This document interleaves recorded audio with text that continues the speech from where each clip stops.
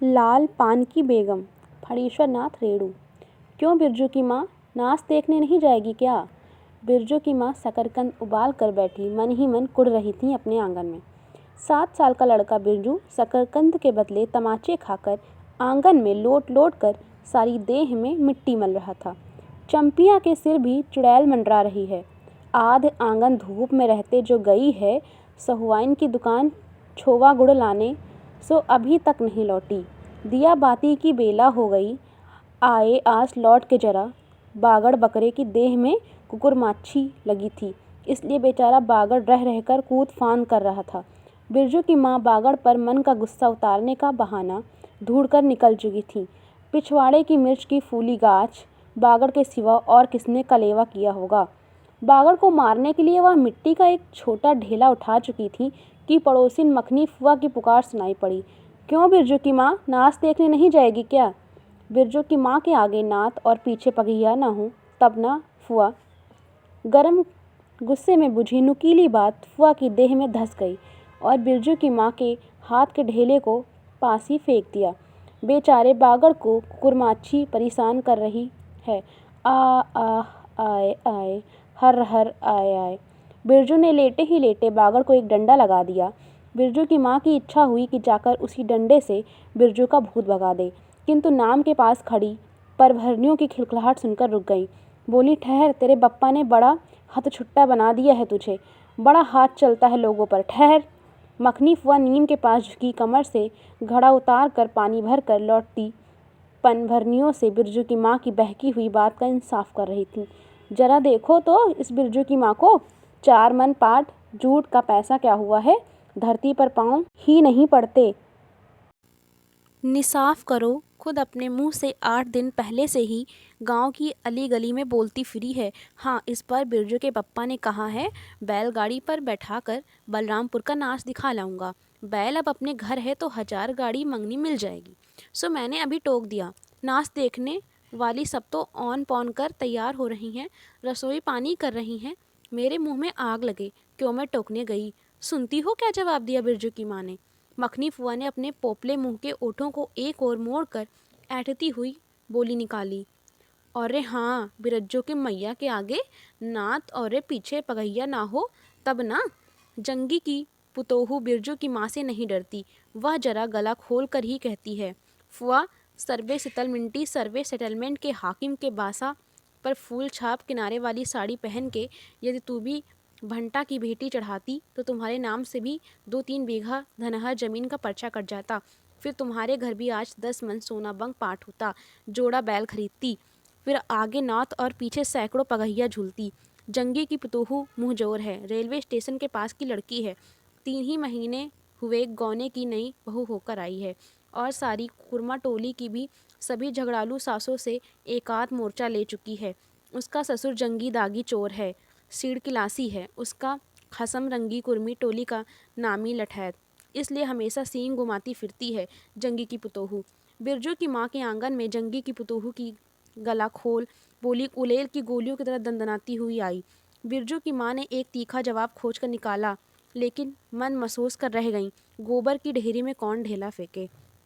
जीभ के झाल को गले में उतार कर बिरजू की माँ ने अपनी बेटी चंपिया को आवाज़ दी, अरे चंपिया, आज लौटे तो तेरी मूड़ी मरोड़ कर चूल्हे में झोंकती हूँ।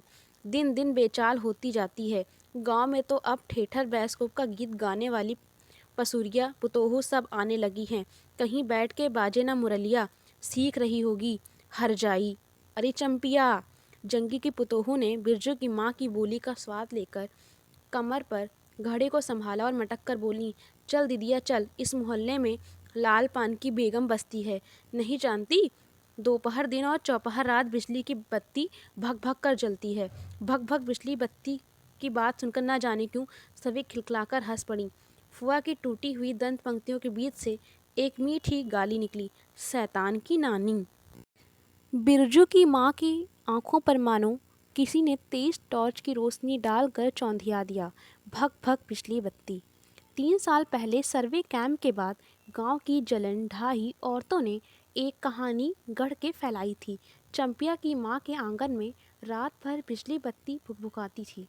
चंपिया की माँ के आंगन में नाल वाले जूते की छाप घोड़े की टाप की तरह जलो जलो और जलो। चंपिया की माँ के आंगन में चांदी जैसे पाट सूखते देखकर जलने वाली सब औरतें खलिहान पर सोनोली धान के बोझों को देखकर बैंगन का भुर्ता हो जाएंगी। मिट्टी के बर्तन से टपकते हुए छोवा गुड़ को उंगलियों से चाटती हुई चंपिया आई और माँ के तमाचे खाकर चीख पड़ी, मुझे क्यों मारती है? सहुआइन जल्दी से सौदा नहीं देती है। सहुआइन जल्दी सौदा नहीं देती कि नानी, एक सहुआइन की ही दुकान पर मोती झड़ते हैं जो जड़ गाड़ कर बैठी हुई थी। बोल गले पर लात देकर कल्ला तोड़ दूंगी हर जाई, जो फिर कभी बाजे ना मुरलिया गाते सुना। चाल सीखने जाती है टीसन की छोकरियों से। बिरजू की माँ ने चुप होकर अपनी आवाज़ अंदाजी की। उसकी बात जंगी के झोपड़े तक साफ साफ पहुंच गई होगी। बिरजू बीती हुई बातों को भूल कर उठ खड़ा हुआ था और धूल झाड़ते हुए बर्तन से टपकते गुड़ को ललचाई निगाह से देखने लगा था। दीदी के साथ वह भी दुकान जाता तो दीदी उसे गुड़ चटाती जरूर। वह शकरकंद के लोभ में रहा और मांगने पर माने शकरकंद के बदले, ए मैया एक अंगुली गुड़ दे दे। बिरजू ने तलहटी फैलाई, दे ना मैया एक रत्ती भर। एक रत्ती क्यों, उठा के बर्तन को फेंक आती हूँ पिछवाड़े में, जाके चाटना। नहीं बनेगी मीठी रोटी, मीठी रोटी खाने का मुंह होता है। बिरजू की माँ ने उबले शकरकंद का सूप रोती हुई चंपिया के सामने रखते हुए कहा, बैठ के छिलके उतार, नहीं तो अभी। 10 साल की चंपिया जानती है शकरकंद छीलते समय कम से कम 12 बार माँ उसे बाल पकड़कर झकझोरेगी, छोटी छोटी कोड निकालकर गालियाँ देगी। पाँव फैला के क्यों बैठी है उस तरह बेलज्जी? चंपिया माँ के गुस्से को जानती है। बिरजू ने इस मौके पर थोड़ी सी खुशामद करके देखा, मैया मैं भी बैठकर शकरकंद छीलूं?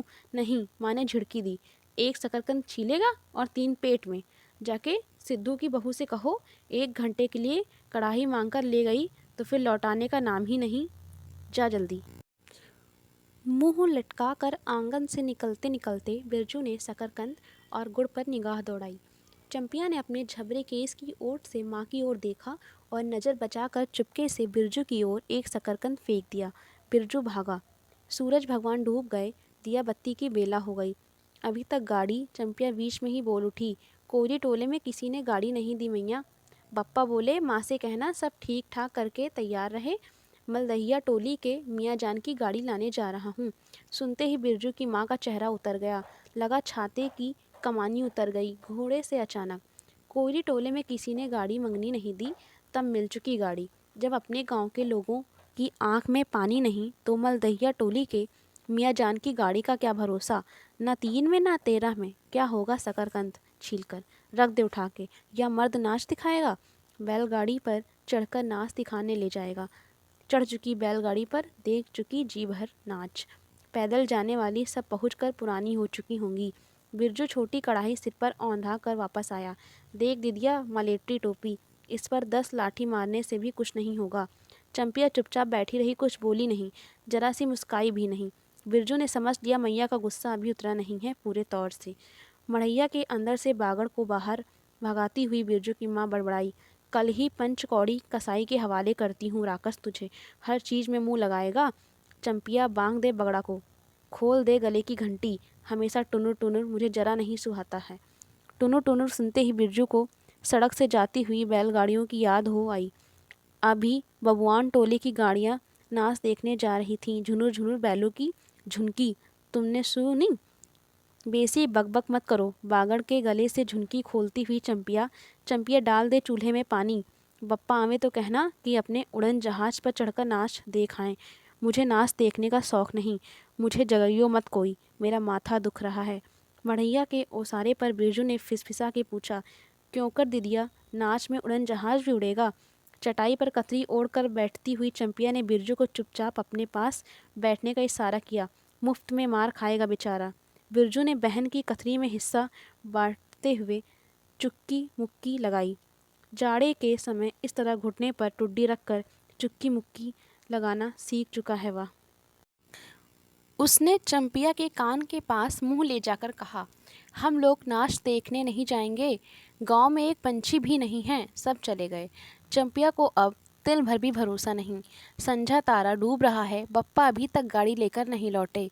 एक महीना पहले से ही मैया कहती थी, बलरामपुर के नाच के दिन मीठी रोटी बनेगी, चंपिया छीट की साड़ी पहनेगी, बिरजू पैंट पहनेगा बैलगाड़ी पर चढ़कर। चंपिया की भीगी पलकों पर एक बूंद आंसू आ गया। बिरजू का भी दिल भर आया। उसने मन ही मन इमली पर रहने वाले जिन बाबा को एक बैंगन कबूला। गाछ का सबसे पहला बैंगन उसने खुद जिस पौधे को रोपा है, जल्दी से गाड़ी लेकर बप्पा को भेज दो जिन बाबा। मढ़ैया के अंदर बिरजू की माँ चटाई पर पड़ी करवटें ले रही थीं। पहले से किसी बात का मंसूबा नहीं बांधना चाहिए किसी को। भगवान ने मंसूबा तोड़ दिया। उसको सबसे पहले भगवान से पूछना है, या किस चूक का फल दे रहे हो भोला बाबा। अपने जानते उसने किसी देवता पितर की मान मनौती बाकी नहीं रखी। सर्वे के समय जमीन के लिए जितनी मनौतियाँ की थीं, ठीक ही तो महावीर जी का रोड तो बाकी ही है। हाय रे देव, भूल चूक माफ़ करो महावीर बाबा। मनौती दूनी करके चढ़ाएगी बिरजू की माँ। बिरजू की माँ के मन में रह रहकर जंगी की पतोहों की बातें चुभती हैं। भग भग बिजली बत्ती चोरी चमारी करने वाले की बेटी पतोहू जलेंगी नहीं। 5 बीघा ज़मीन क्या हासिल की है बिरजू के पप्पा ने। गांव की भाई खौकियों की आंखों में किरकिरी पड़ गई है। खेत में पाट लगा देखकर गांव के लोगों की छाती फटने लगी। धरती फोड़कर पाट लगा है। वैसाखी बादलों की तरह उमड़ते आ रहे हैं पाट के पौधे। तो अलान तो फलान, इतनी आँखों की धार भला फसल सहे। जहाँ 15 मन पाट होना चाहिए, सिर्फ 10 मन पाट कंटा पर तौल के ओजन हुआ रब्बी भगत के यहाँ। इसमें जलने की क्या बात है भला। बिरजू के बप्पा ने तो पहले ही कुरमा टोली के एक एक आदमी को समझा के कहा था, जिंदगी भर मजदूरी करते रह जाओगे, सर्वे का समय आ रहा है, लाठी कड़ी करो तो 2-4 बीघे ज़मीन हासिल कर सकते हो। सो गांव के किसी पुत खौकी का भतार सर्वे के समय बाबू साहेब के खिलाफ खासा भी नहीं। बिरजू के बप्पा को कम सहना पड़ा है। बाबू साहेब गुस्से में सर्कस नाच के बाघ की तरह उमड़ते रह गए। उनका बड़ा बेटा घर में आग लगाने की धमकी देकर गया। आखिर बाबू साहेब ने अपने सबसे छोटे लड़के को भेजा। बिरजू की माँ को मौसी कह के पुकारा, यह ज़मीन बाबूजी ने मेरे नाम से खरीदी थी, मेरी पढ़ाई लिखाई उसी ज़मीन की उपज से चलती है। और भी कितनी बातें, खूब मोहना जानता है। उतना जरा सा लड़का जमींदार का बेटा है कि। चंपिया, बिरजू सो गया क्या? यहाँ आ जा बिरजू, अंदर। तू भी आ जा चंपिया। भला आदमी आवे तो एक बार आज। बिरजू के साथ चंपिया अंदर चली गई। डिबरी बुझा दे, बप्पा बुलावे तो जवाब मत देना, खपच्ची गिरा दे। भला आदमी रे भला आदमी। मुँह देखो जरा इस मर्द का। बिरजू की माँ दिन रात मंझा ना देती रहती तो ले चुके थे ज़मीन।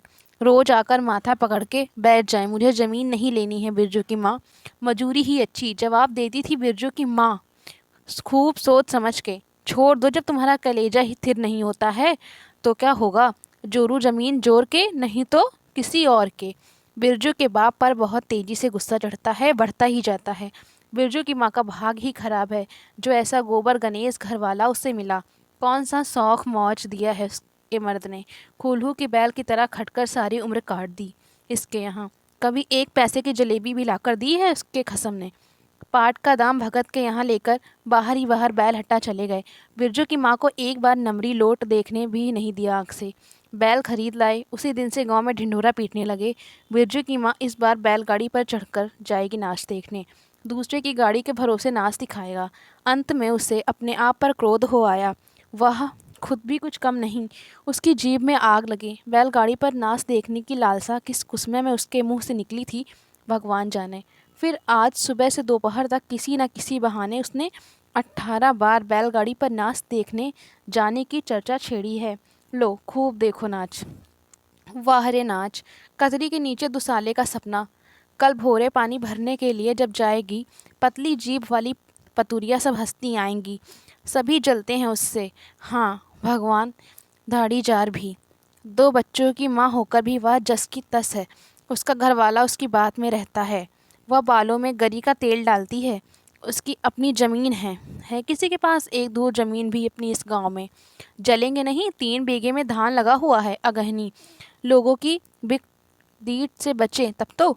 बाहर बैलों की घंटियाँ सुनाई पड़ी। तीनों सतर्क हो गए, उत्कड़े होकर सुनते रहे। अपने ही बैलों की घंटी है क्यों रे चंपिया? चंपिया और बिरजू ने प्रायः एक ही साथ कहा चुप। बिरजू की माँ ने फिसफिसाकर कहा, शायद गाड़ी भी है, घड़घड़ाती है ना। दोनों ने फिर हुंकार भरी। चुप, गाड़ी नहीं है। तू चुपके से टट्टी में छेद करके देख तो आ। चंपी भाग के आ चुपके चुपके। चंपिया बिल्ली की तरह हौले हौले पाँव से टट्टी के छेद से झाँक आई। हाँ मैया, गाड़ी भी है। बिरजू हड़बड़ाकर उठ बैठा। उसकी माँ ने उसे हाथ पकड़कर सुला दिया। बोल मत। चंपिया भी गुदड़ी के नीचे घुस गई। बाहर बैल गाड़ी खुलने की आवाज़ हुई। बिरजू के बाप ने बैलों को जोर से डांटा। हाँ हाँ, आ गए घर। घर आने के लिए छाती फटी जाती थी। बिरजू की माँ ताड़ गई। जरूर मलदहिया टोली में गाजे की चिलम चढ़ रही थी। आवाज़ तो बड़ी खनखनाती हुई निकल रही है। चंपिया, हाँ, बाहर से ही पुकार कर कहा उसके बाप ने। बैलों को घास दे दे चंपिया। अंदर से कोई जवाब नहीं आया। चंपिया के बाप ने आंगन में आकर देखा तो न रोशनी, न चिराग, न चूल्हे में आग। बात क्या है? नाच देखने उतावली होकर पैदल ही चली गई क्या? बिरजू के गले में खसखसाहट हुई और उसने रोकने की पूरी कोशिश भी की, लेकिन खांसी जब शुरू हुई तो पूरे 5 मिनट तक वह खांसता रहा। बिरजू, बेटा बिरजमोहन। बिरजू के बाप ने पुचकार कर बुलाया। मैया गुस्से के मारे सो गई क्या? अरे अभी तो लोग जा ही रहे हैं। बिरजू की माँ के मन में आया कि कसकर जवाब दे। नहीं, देखना है नाच। लौटा दो गाड़ी। चंपिया, उठती क्यों नहीं? ले, धान की पंचशीश रख दे। धान की बालियों का छोटा झब्बा झोपड़े के ओसारे पर रखकर उसने कहा, दिया बालो। बिरजू की माँ उठकर ओसारे पर आईं। 1:30 रात को गाड़ी लाने की क्या जरूरत थी? नाच तो अब खत्म हो रहा होगा। डिबरी की रोशनी में धान की बालियों का रंग देखते ही बिरजू की माँ के मन का सब मैल दूर हो गया। धानी रंग उसकी आंखों से उतरकर रोम रोम में घुल गया। नाच अभी शुरू भी नहीं हुआ होगा। अभी अभी बलरामपुर के बाबू की कंपनी गाड़ी मोहनपुर होटल बंगला से हाकिम साहब को लाने गई है। इस साल आखिरी नाच है। पंचशीश टटी में खोजते अपने खेत का है। अपने खेत का? हुलसती हुई बिरजू की माँ ने पूछा। पक गए धान? नहीं, 10 दिन में अगहन चढ़ते चढ़ते लाल होकर झुक जाएंगी सारे खेत की बालियाँ। मलदहिया टोली जा रहा था। अपने खेत में धान देखकर आंखें जुड़ा गईं। सच कहता हूँ, पंचशीश तोड़ते समय उंगलियां कांप रही थी मेरी। बिरजू ने धान की एक बाली से एक धान लेकर मुंह में डाल लिया और उसकी माँ ने एक हल्की डांट दी। कैसा लुक्खड़ है तू रे? इन दुश्मनों के मारे कोई नेम धर्म जो बच्चे। क्या हुआ, डांटती क्यों है? नवन के पहले ही नया धान उठा दिया, देखते नहीं? अरे इन लोगों का सब कुछ माफ़ है। चिरई चुनमुन है ये लोग। बस हम दोनों के मुंह में नावन्य के पहले नया अन्न न पड़े। इसके बाद चंपिया ने भी धान की बाली से 2 धान लेकर दांतों तले दबाया। ओ मैया, इतना मीठा चावल! और गमकता भी है ना दीदिया? बिरजू ने फिर मुंह में धान दिया लिया। रोटी पोटी तैयार कर चुकी क्या? बिरजू के बाप ने मुस्कुराकर पूछा। नहीं, मान भरे सुर में बोली बिरजू की माँ। जाने का ठीक ठिकाना नहीं और रोटी बनती है। वाह, खूब हो तुम लोग। जिसके पास बैल है उसे गाड़ी मंगनी नहीं मिलेगी भला। गाड़ी वालों को भी बैल की कभी ज़रूरत होगी? पूछूंगा तब कोयरी टोला वालों से। ले, जल्दी से रोटी बना ले, देर नहीं होगी। अरे टोकरी भर रोटी तो तू पलक मारते बना लेती है। 5 रोटियां बनने में कितनी देर लगेगी? अब बिरजू की माँ के होठों पर मुस्कुराहट खुलकर खेलने लगी। उसने नज़र बचाकर देखा, बिरजू का पप्पा उसकी ओर एकटक निहार रहा है। चंपिया, बिरजू ना होते तो मन की बात हंसकर खोलते देर न लगती। चंपिया और बिरजू ने एक दूसरे को देखा और खुशी से उनके चेहरे जगमगा उठे। मैया बेकार गुस्सा हो रही थी ना? चंपी जरा घैलसार में खड़ी होकर मखनी फुआ को आवाज़ दे तो। ए फुआ, सुनती हो फुआ, मैया बुला रही हैं। फुआ ने कोई जवाब सीधे नहीं दिया, किंतु उसकी बड़बड़ाहट स्पष्ट सुनाई पड़ी। हाँ, अब फुआ को क्यों गुहारती है? सारे टोले में बस एक फुआ ही तो बिना नाथ पगहिया वाली है। अरे फुआ, बिरजू की माँ ने हंसकर जवाब दिया। उस समय बुरा मान गई थी क्या? नाथ पगहिया वाले को आकर देखो, दोपहर रात में गाड़ी लेकर आया है। आ जाओ फुआ, मैं मीठी रोटी पकाना नहीं जानती। फुआ काखती खांसती आईं। इसी से घड़ी पहर दिन रहते ही पूछ रही थी कि नाच देखने जाएगी क्या? कहती तो मैं पहले से ही अपनी अंगीठी यहाँ सुलगा जाती। बिरजू की माँ ने फुआ को अंगीठी दिखला दी और कहा, घर में अनाज दाना वगैरह तो कुछ है नहीं। एक बागड़ है और कुछ बर्तन बासन। सो रात भर के लिए यहाँ तम्बाकू रख जाती हूँ। अपना हुक्का ले आई हूँ ना फुआ? फुआ को तम्बाकू मिल जाए तो रात भर क्या, 5 रात बैठकर जाग सकती हैं। फुआ ने अंधेरे में टटोल कर तम्बाकू का अंदाज किया। ओहो, हाथ खोलकर तम्बाकू रखा है? बिरजू की माँ ने। और एक वाह है सहुआइन, राम कहो। उस रात को अफीम की गोली की तरह एक मटर भर तंबाकू रखकर चली गई। गुलाब बाग मेले और कह गई कि डिब्बी भर तंबाकू है। बिरजू की माँ चूल्हा सुलगाने लगी। चंपिया ने शकरकंद को मसल कर गोले बनाए और बिरजू सिर पर कढ़ाई औंधा कर अपने आप को दिखलाने लगा। मलेट्री टोपी, इस पर 10 लाठी मारने से भी कुछ नहीं होगा। सभी ठठाकर हंस पड़े। बिरजू की माँ हंसकर बोली, ताके पर 3-4 मोटे शकरकंद है, दे दे बिरजू को चंपिया, बेचारा शाम से ही। बेचारा मत कहो मैया, खूब सचारा है। अब चंपिया चहकने लगी। तुम क्या जानो कतरी के नीचे मुंह क्यों चल रहा था बाबू साहब का।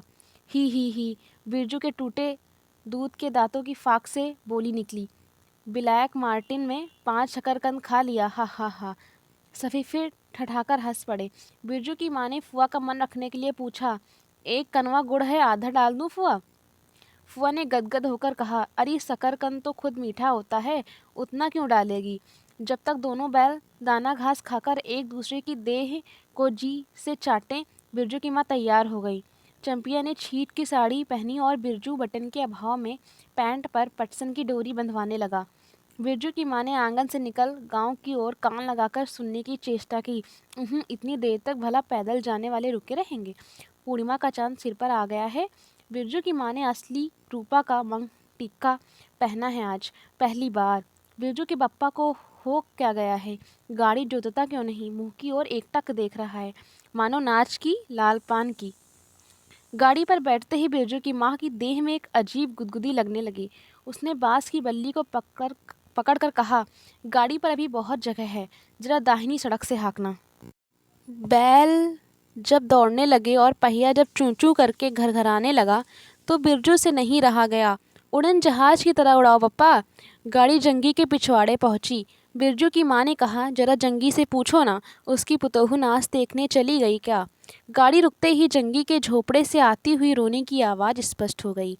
बिरजू के पप्पा ने पूछा, अरे जंगी भाई, काहे कन्ना रोहट हो रहा है आंगन में। जंगी घूर ताप रहा था, बोला, क्या पूछते हो रंगी, बलरामपुर से लौटा नहीं, पुतोहिया नाच देखने कैसे जाए। आशा देखते देखते उधर गांव की सभी औरतें चली गईं। अरे टीसन वाली, तो रोती है काहे, बिरजू की माँ ने पुकार कर कहा। आ झट से कपड़ा पहनकर, सारी गाड़ी पड़ी हुई है बेचारी, आ जा जल्दी। बगल के झोपड़े से राधे की बेटी सुंदरी ने कहा, काकी गाड़ी में जगह है, मैं भी जाऊंगी। बांस की झाड़ी के उस पार लरेना खवास का घर है, उसकी बहू भी नहीं गई है, गिलट का झुनकी कड़ा पहनकर झमकती आ रही है। आ जा, जो बाकी रह गई हैं सब आ जाएं जल्दी। जंगी की पुतोहू लरेना की बीवी और राधे की बेटी सुंदरी तीनों गाड़ी के पास आईं। बैल ने पिछला पैर फेंका। बिरजू के बाप ने एक भद्दी गाली दी, साला लताड़ मारकर लंगड़ी बनाएगा पुतोहू को। सभी ठठाकर हंस पड़े।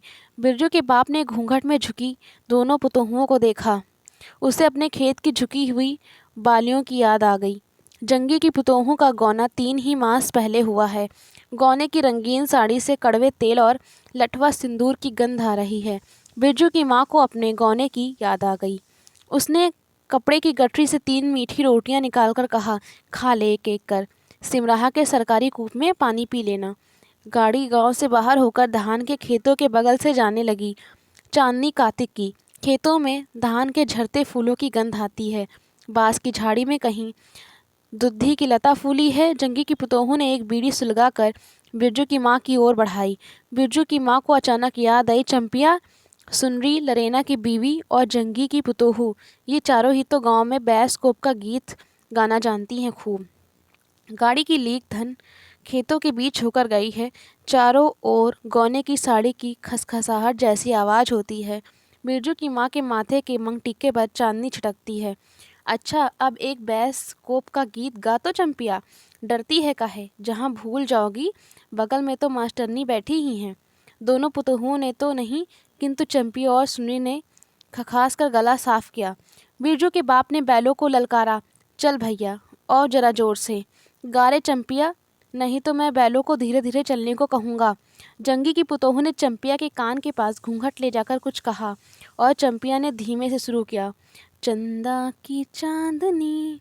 बिरजू को गोद में लेकर बैठी उसकी माँ की इच्छा हुई कि वह भी साथ साथ गीत गाए। बिरजू की माँ ने जंगी की पुतोहू की ओर देखा, धीरे धीरे गुनगुना रही है। वह भी कितनी प्यारी पुतोहू है। गौने की साड़ी से एक खास किस्म की गंध निकलती है। ठीक ही तो कहा है उसने। बिरजू की माँ बेगम है, लाल पान की बेगम। क्या तो कोई बुरी बात नहीं। हाँ, वह सचमुच लाल पान की बेगम है। बिरजू की माँ ने अपनी नाक पर दोनों आंखों को केंद्रित करने की चेष्टा करके अपने रूप की झांकी ली। लाल साड़ी की झिलमिल किनारी, मंग टिक्का पर चांद। बिरजू की माँ के मन में अब कोई लालसा नहीं, उसे नींद आ रही है।